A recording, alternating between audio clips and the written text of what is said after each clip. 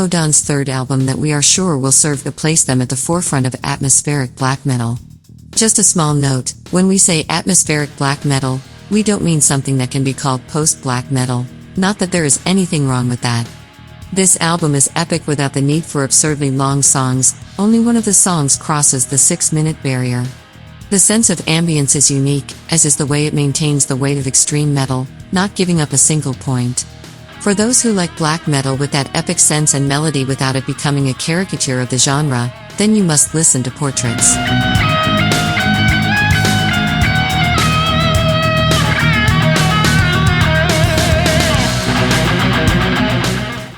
Zero Against debut work breaks all the mold, and that was exactly the idea. Hardcore punk with a lot of passion and love for the traditional values of the style. Latent aggressiveness, little concern in trying to sound accessible or even fit into current trends. Yes, because even hardcore has fashions and trends. This unconcerned with trying to fit in with modern times makes this a refreshing hardcore album. And even if they have no concern or care about trying to figure out where we can fit them in, just the fact that they like violent music with deep meaning should be enough to make them totally fascinated by what we can hear here.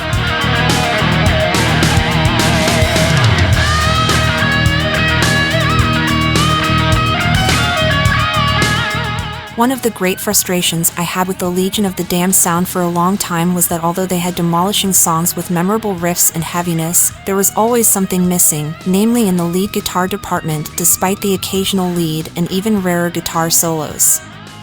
The great novelty we have here in Poison Chalice is exactly the release of that lead guitar power, which gives a color that elevates, and a lot, the music of Legion of the Damned with their death/thrash metal sounding sharper than ever. By the way, it would even be interesting to see how the old themes adapt to this two-guitar reality, although it is predictable that there are no major changes, but a fan can always dream. The sharpness of the vocals combined with the weight and groove, and now with the virtuosity of a solo guitar, Legion of the Damned returns stronger than ever.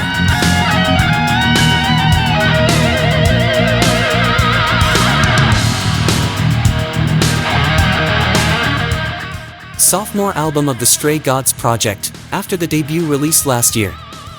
Stray Gods brings together experienced musicians from the Greek scene, led by Bob Katsionis, who is also responsible for guitars and keyboards, and the Portuguese vocalist Artur Almeida, from Attic Demons, with a fantastic result to which we cannot remain indifferent.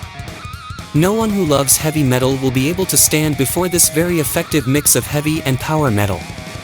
The songs are memorable, the performances are fantastic, and it is very difficult to contain your enthusiasm. We know that there is no possibility of this project touring, due to what Bob Katsionis confided in the interview he gave to World of Metal, but the fact that we can keep these songs for posterity, that in itself is a victory. Olympus is one of the highlights of heavy metal this year, definitely.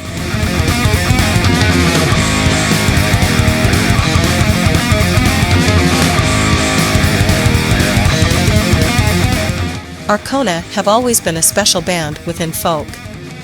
When the trend of the style exploded all over the place due to the more festive element, which became more and more popular at summer festivals, the band ended up benefiting from that wave, even though they always presented something more serious and not so festive.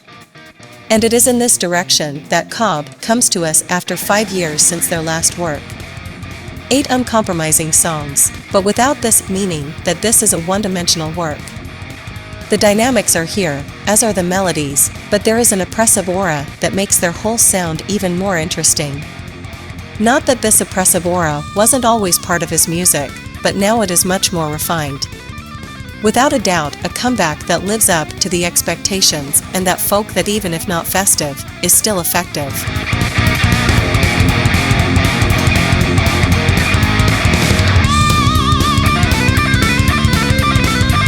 Surely you are all tired of hearing us profess our undying love for old-school Swedish death metal by now. Mainly because lately we only talk about it with new bands that come into the service like these imperishable, even though they are composed of well-traveled and experienced musicians in the scene. After their 2021 EP Deathspawn, they now attack with a full length that guarantees fun for everyone who salivates at the mere possibility of having that characteristic guitar distortion.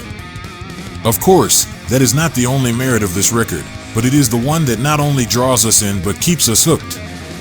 The other, perhaps more subliminal, is the composition that ensures that there is no filler of any kind around here. All killer on filler and an album that sounds like a classic. Death metal fans, you will really enjoy Come, Sweet Death.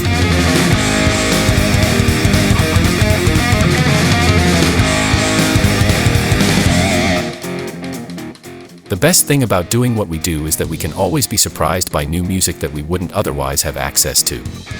And as much as everything is more accessible these days, it is because of this very fact that it is precious to find music in the midst of an endless crowd like the one Phobia presents. The Biscuit Merchant has an unusual name, but that doesn't prevent us from being in the presence of an almost unqualified proposal in terms of genre, or subgenre, within metal, but which is still fantastic. A mix of melodic death metal and thrash metal where the riffs and solos were the first reason to get surrendered, but there is much more here, especially vocals, with real dynamics. And everything sounds good, everything sounds powerful, something we can't always boast about when talking about one-man bands.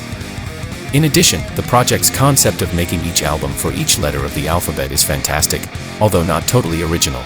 However, unlike Morbid Angel, here the works are not released in alphabetical order, and we have the peculiarity that the last song of an album ends the same, or similar, way as the beginning of the song of the next album. All things that we like and that serve to complement being in front of great music.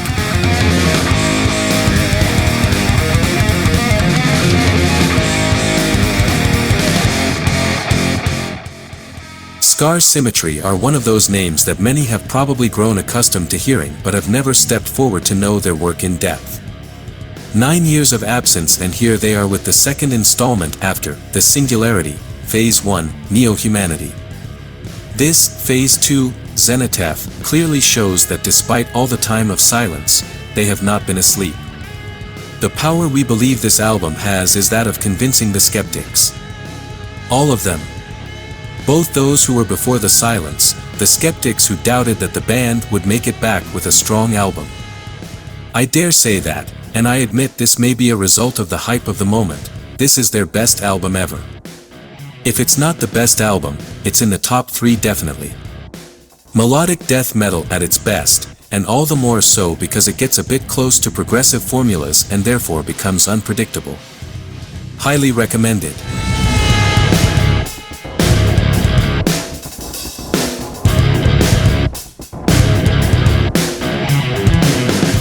There are many states and ways to appreciate music, especially new music. And each stage of our lives has an influence on how we receive new music. This can then influence whether you are receptive, or not, to the new things that come along. Experience tells us that with advancing age, this becomes even more challenging, but I can safely say that for fans of progressive music, this debut album by The Anchoret will manage to cross any and all barriers that may exist. No matter if we have musicians from bands like The Tangent, Carcass, Aviations among others, their main value is the way they mix the classic feeling of progressive rock, give it weight, and on top of that, and underneath and in between, create music that is of indescribable beauty where the use of saxophones, flutes and clarinet is not strange. An hour of great music that left us completely enthralled. What a great album!